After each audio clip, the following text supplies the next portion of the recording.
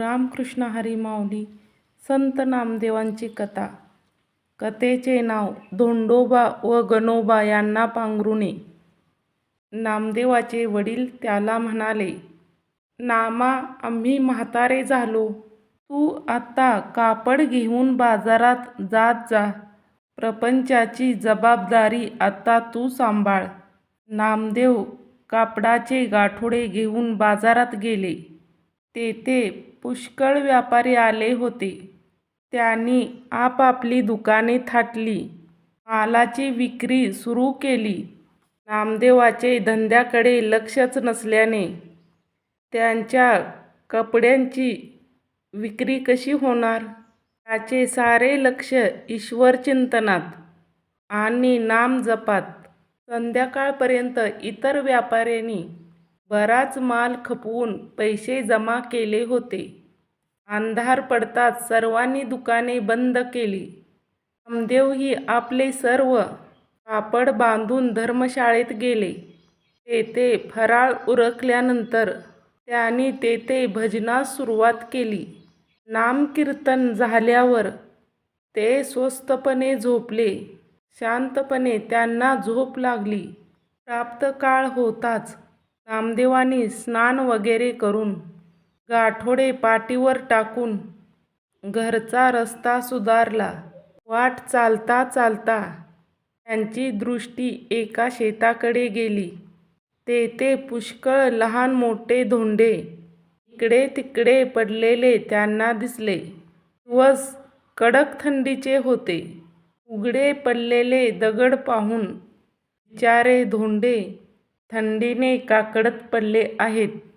त्यांना आपण पांघरून घातले तर, असा विचार मनात येताच त्यांनी आपले गाठोडे सोडले आणि प्रत्येक धोंड्याला त्यांनी पांघरून घातले. सर्व कापड खल्लास. पण पैशाचा प्रश्न कसा सोडवायचा? वडिलांना काय सांगणार? पण त्यांना एक युक्ती सुचली. सर्वात मोठ्या धोंड्याजवळ जाऊन त्याला नामदेव म्हणाले, अहो गणोबा, आम्ही तुम्हाला सर्व कापड विकले आहे, पण पैशाचे काय ते केव्हा देणार? दगडच तो काय बोलणार? नामदेवांनीच त्याच्यातर्फे उत्तर दिले, आज आमच्याजवळ पैसे नाहीत. पुढच्या आठवड्यात जेव्हा बाजारात याल तेव्हा सारे पैसे चुकते करू. नामदेव विचारतात, पण आम्ही खात्री कशी बाळगावी? या दगडाजवळ आणखीन एक मोठा दगड होता. त्याच्या समोर जाऊन नामदेव त्याला म्हणाले, अहो धोंडोबा, तुम्ही गणोबाला जामीन राहत असाल तर ठीक आहे. तुमची जामिनीक मी मान्य करतो. धोंडोबाचे उत्तर नामदेवच बोलले, हो, पैशाची काही काळजी करू नका. स्वतःच सर्व संवाद करून नामदेव आपल्या गावी परतले आणि तडक रावळात जाऊन पंढरीनाथाला त्यांनी सर्व वृत्तांत सांगितला. आपल्या मुलाने कापड सगळे विकून टाकले, पण पैसे न घेता तो तसाच परत आला आहे, असे दामाशेठजींना समजले. मुलगा घरी परत आल्यावर त्यास दामाशेठने विचारले, कापड विकून पैसे काही आणले नाहीस? कोणाशी व्यवहार केला आहे ते आम्हाला सांग. तरी पैसे केव्हा मिळणार? गणोबा नायकास मी सर्व कापड उधार दिले आहे. तो आठवड्यानंतर पैसे देणार आहे. शिवाय धोंडीबा त्यास जामीन राहिला आहे. पैशाची काळजी करण्याचे कारण नाही. नामदेवांनी उत्तर दिले. 8 दिवसानंतर नामदेव त्या गणोबाकडे गेले आणि गणोबा, वायद्याची मुदत संपून गेली. आमचे पैसे आता देऊन आम्हाला मोकळे करा ना. नामदेवांनी असे 2दा विचारले. गणोबा पडले दगड.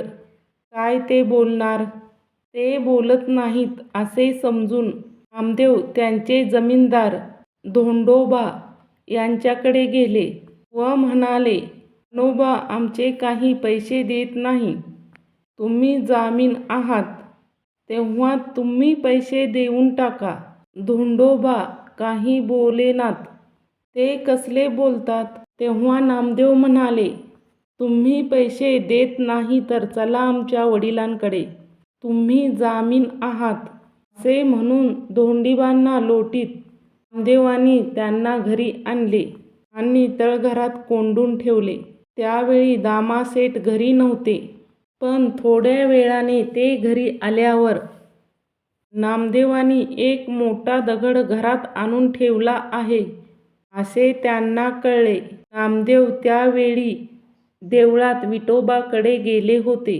दामासेठांनी एका मुलाला देवळात पाठवून नामदेवाला घरी घेऊन येण्यास सांगितले. बोलावणे आलेले पाहताच नामदेव मनात चरकले आणि काकुळतीस येऊन विठोबाकडे ते टक लावून बघू लागले. विठ्ठलाने आश्वासन दिले, जा तू घरी जा, काही काळजी करू नकोस. जाताना माझे चिंतन कर म्हणजे झाले. नामदेव घरी आल्यावर वडील उद्गारले, नाम्या हे काय केलंस? भांडवल सारे गमावलंस. असाच व्यापार करणार का तू? आणि दगड कशाला घरात आणून ठेवला आहेस? नामदेव शांत चित्ताने म्हणाले, बाबा सर्व कापड विकले. पैशाबद्दल जामीन राहिलेला धोंडोबा मी घरी आणले आहे. त्याच्याकडून पैसे घ्या. असे म्हणून नामदेवांनी धोंडोबाला आपल्या वडिलांपुढे आणून उभे केले. धोंडा पाहताच सर्व आश्चर्यचकित होऊन गेले. धोंडा कसला तो दिव्य सुवर्णाचा.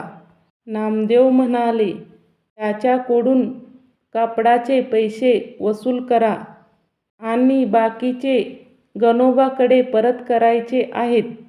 ही बातमी सर्वत्र पसरली. जवळपासचे सर्व लोक हा चमत्कार पाहण्यास जमले.